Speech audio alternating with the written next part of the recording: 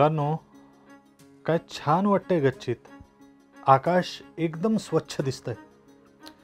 निरभ्र म्हणजे ढग नसलेल्या स्वच्छ आकाशात आपल्याला अनेक चांदण्या दिसतात. तुम्ही तुमच्या घराच्या गच्चीतून पहा कधीतरी. चांदण्या पृथ्वीपासून खूप लांब आहेत.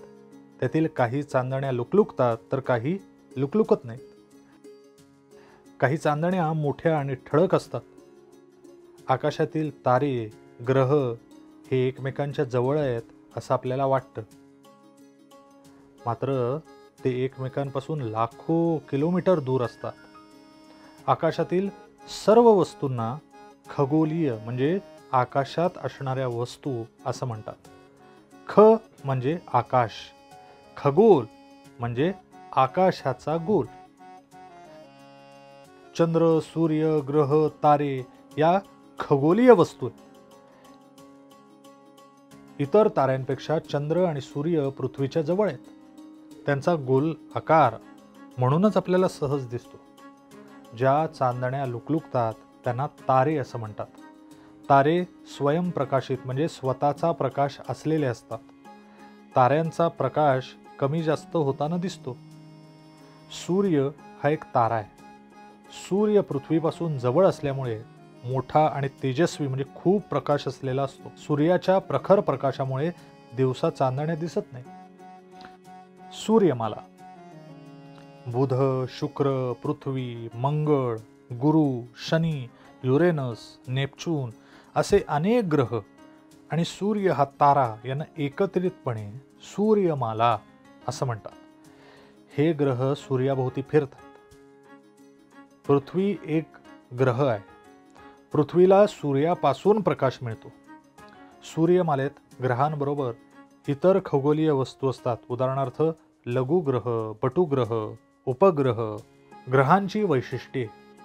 ग्रह सूर्याभोवती ठराविक वाटेवरून परिभ्रमण करतात म्हणजे फिरतात.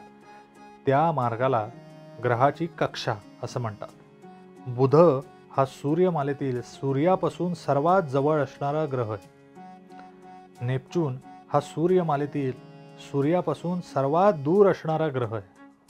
सूर्यमालेतील ग्रहांपैकी गुरु हा आकारमानाने सर्वात मोठा असणारा ग्रह आहे. सूर्यमालेतील इतर सर्व खगोलीय वस्तूंना सूर्यापासून प्रकाश मिळतो. पृथ्वी. पृथ्वी हा सूर्यमालेतील अतिशय अनमोल म्हणजे किमती ग्रह आहे. सूर्यमालेतील पृथ्वी या ग्रहावर सजीव सृष्टी आहे. म्हणजे झाडे, प्राणी, कीटक, पक्षी, माणसं असे सर्वजण पृथ्वीवर राहतात. इतर कोणत्याही ग्रहावर सजीव सृष्टी अजून सापडलेली नाही. पृथ्वीवरील पर्यावरणाची म्हणजेच आपल्या सभोवतालच्या परिसराची कोणत्याही कारणाने हानी करू नये, त्याचा नाश करू नये. पर्यावरणाचा नाश झाला तर सजीव सृष्टीचा ऱ्हास होईल म्हणजे सजीव सृष्टी संपून जाईल.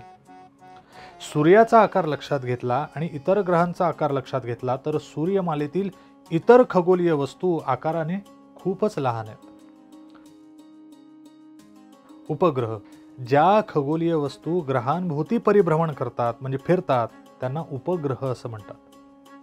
चंद्र हा पृथ्वीचा उपग्रह आहे. मुलांनो, तुम्हाला माहिती आहे का, चंद्र स्वतःभोवती फिरतो. स्वतःभोवती फिरताना तो पृथ्वीभोवती फिरतो. म्हणून चंद्र हा पृथ्वीचा उपग्रह आहे. सूर्यापेक्षा चंद्र आकाराने खूप लहान आहे. मात्र तो पृथ्वीच्या खूप जवळ आहे म्हणून तो पृथ्वीवरून मोठा दिसतो. सूर्यमालेतील सर्व ग्रहांना उपग्रह आहेत. उपग्रहांना सुद्धा सूर्यापासून प्रकाश मिळतो. ग्रह आपल्या उपग्रहांसह सूर्याभोवती परिभ्रमण करतात. बटुग्रह. बटुग्रह म्हणजे अगदी छोटे ग्रह. नेपच्यून या ग्रहाच्या पलीकडे लहान आकाराच्या काही खगोलीय वस्तू आहेत. त्या सूर्याभोवती प्रदक्षिणा घालतात. त्यांना बटुग्रह म्हणतात. उदाहरणार्थ प्लुटो. बटुग्रह सूर्याभोवती स्वतंत्रपणे परिभ्रमण करतात. बटुग्रहांना स्वतःची कक्षा म्हणजे फिरण्याची वाट असते. लघुग्रह. मंगळ आणि गुरु यांच्यामध्ये एक पट्टा आहे. यात लहान लहान खगोलीय वस्तू आहेत. या पट्ट्यातील खगोलीय वस्तूंना लघुग्रह असं म्हणतात. लघुग्रह सूर्याभोवती स्वतंत्रपणे परिभ्रमण करतात. सूर्यमालेत ग्रह, उपग्रह, लघुग्रह आणि बटुग्रह आहेत. गुरुत्वाकर्षण खगोलीय वस्तूंमध्ये एकमेकांना स्वतःकडे आकर्षित करण्याची म्हणजे ओढण्याची शक्ती असते. या शक्तीला गुरुत्वाकर्षण शक्ती असं म्हणतात. सूर्य जेव्हा ग्रहांना स्वतःकडे ओढून घेत असतो, मात्र तेव्हाच ग्रह सूर्यापासून दूर जाण्याचा प्रयत्न करतात.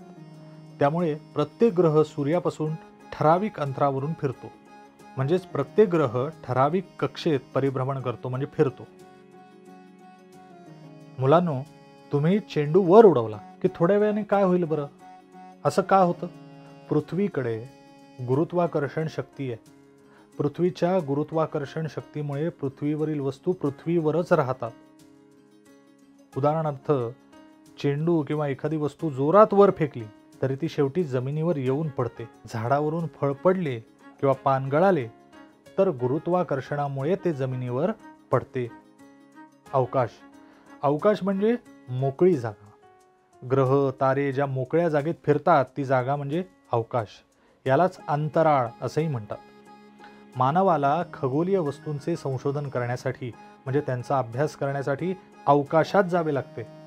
त्यासाठी वेगळ्या प्रकारचे पण विमानासारखे वर वर जाणारे यंत्र किंवा रॉकेट लागते. याला अवकाशयान असे म्हणतात. अवकाशयानात बसून अंतराळात जाणाऱ्या व्यक्तीला अंतराळवीर असं म्हणतात. पृथ्वीला गुरुत्वाकर्षण शक्ती असल्यामुळे पृथ्वी वेगवेगळ्या वस्तू स्वतःकडे ओढत असते. तरीही पृथ्वीवरून एखादी वस्तू अवकाशात पाठवता येते. उदाहरणार्थ, अवकाशयान म्हणजे रॉकेट. पृथ्वी रॉकेटला जेवढ्या शक्तीने स्वतःकडे ओढते त्यापेक्षा जास्त शक्ती रॉकेटला लावली तरच रॉकेट पृथ्वीपासून दूर जाते. म्हणजेच विरुद्ध शक्ती लावल्याने रॉकेट पृथ्वीपासून दूर जाते. या पद्धतीला अवकाश प्रक्षेपण तंत्र असे म्हणतात. बऱ्याच देशांनी अवकाश प्रक्षेपणाचा अभ्यास केलाय. अवकाशयाने तयार केलेली आहेत. भारताने सुद्धा स्वतःची अवकाशयाने तयार करून अवकाशात पाठवलेली आहेत. आंध्र प्रदेशातील श्रीहरिकोटा येथे हे ठिकाण बंगालच्या उपसागराच्या किनाऱ्याजवळ आहे. इथे भारतीय अवकाश प्रक्षेपण केंद्र आहे. भारतीय अवकाश संशोधन संस्था, इंडियन स्पेस रिसर्च ऑर्गनायझेशन ही संस्था बंगळूर येथे आहे. भारतातील या संस्थेत खगोलीय वस्तूंविषयी संशोधन केले जाते. मंगळाच्या सखोल अभ्यासासाठी इस्रोच्या सहाय्याने भारतातच तयार केलेले मंगलयान भारताने 5 नोव्हेंबर 2013 रोजी अंतराळात पाठवले होते. तसेच 22 ऑक्टोबर 2018 रोजी भारताने चांद्रयान-1 हे भारतातच तयार केलेले यान चंद्रावर पाठवले. ही दोन्ही याने मानवविरहित म्हणजे आत माणसे नसलेली आहेत. काही अवकाशयाने कायमची अंतराळातच राहतात. काही अवकाशयाने ठराविक दिवसांनी पृथ्वीवर येतात. वैज्ञानिक असलेले अंतराळवीर अवकाशयानातून जातात. राकेश शर्मा हे पहिले भारतीय अंतराळवीर 1984 साली अवकाशात गेले होते. कल्पना चावला आणि सुनीता विल्यम्स या भारतीय वंशाच्या असलेल्या पहिल्या अमेरिकन अंतराळवीर स्त्री आहेत. कृत्रिम उपग्रह. कृत्रिम म्हणजे मानवाने तयार केलेले उपग्रह. हे उपग्रह पृथ्वीभोवती एका ठरलेल्या परिभ्रमण कक्षेत फिरत असतात. कृत्रिम उपग्रह अनेक वर्षे पृथ्वीभोवती फिरत राहू शकतात. कृत्रिम उपग्रहांचे उपयोग. कृत्रिम उपग्रहांमुळे शेतीचे, पर्यावरणाचे निरीक्षण करता येते. हवामानाचा अंदाज बांधता येतो. नकाशे तयार करता येतात. गुगल मॅप्स हे त्यामुळेच तयार करता आलेत. पृथ्वीवरील पाणी आणि खनिज संपत्ती यांचा शोध घेता येतो. संदेश वहन करणे सोपे जाते. या उपग्रहांमुळे सध्या आपण आपल्या मोबाईल फोनवरून जगभरात कोणाबरोबरही काहीही बोलू शकतो. कुठेही चालू असलेला क्रिकेटचा सामना, कोणत्याही स्पर्धा आपण आपल्या घरी बसून पाहू शकतो. आपण काय शिकलो? आकाशातील सर्व वस्तूंना खगोलीय म्हणजे आकाशात असणाऱ्या वस्तू असे म्हणतात. ज्या चांदण्या लुकलुकतात त्यांना तारे असे म्हणतात. बुध, शुक्र, पृथ्वी, मंगळ, गुरु, शनी, युरेनस, नेपच्यून असे अनेक ग्रह आणि सूर्य हा तारा यांना एकत्रितपणे सूर्यमाला असे म्हणतात. ग्रह सूर्याभोवती ठराविक वाटेवरून परिभ्रमण करतात म्हणजे फिरतात. त्या मार्गाला ग्रहाची कक्षा असे म्हणतात. सूर्यमालेतील पृथ्वी या ग्रहावर सजीव सृष्टी आहे. ज्या खगोलीय वस्तू ग्रहांभोवती परिभ्रमण करतात म्हणजे फिरतात त्यांना उपग्रह असे म्हणतात. लहान आकाराच्या काही खगोलीय वस्तू आहेत, त्या सूर्याभोवती प्रदक्षिणा घालतात, त्यांना बटुग्रह म्हणतात. उदाहरणार्थ प्लुटो. मंगळ आणि गुरु यांच्यामध्ये एक पट्टा आहे, यात लहान लहान खगोलीय वस्तू आहेत. या पट्ट्यातील खगोलीय वस्तूंना लघुग्रह असे म्हणतात. खगोलीय वस्तूंमध्ये एकमेकांना स्वतःकडे आकर्षित करण्याची म्हणजे ओढण्याची शक्ती असते. या शक्तीला गुरुत्वाकर्षण शक्ती असं म्हणतात. भारतीय अवकाश संशोधन संस्था ISRO, Indian space research organisation ही भारतातील संस्था खगोलीय वस्तूंविषयी संशोधन करते. स्वाध्याय कोण ते लिहा. 1. लुकलुकणाऱ्या चांदण्या. 2. सूर्याभोवती फिरण्याचा ग्रहांचा मार्ग. 3. ग्रहांभोवती फिरणाऱ्या खगोलीय वस्तू. उत्तरे लिहा. अंतराळ यानातून जाणाऱ्या वैज्ञानिकांना काय म्हणतात? खगोलीय वस्तूंमध्ये एकमेकांना स्वतःकडे आकर्षित करण्याची शक्ती असते, या शक्तीला काय म्हणतात? मंगळ आणि गुरु यांच्यामधील पट्ट्यातील लहान लहान खगोलीय वस्तूंना काय म्हणतात?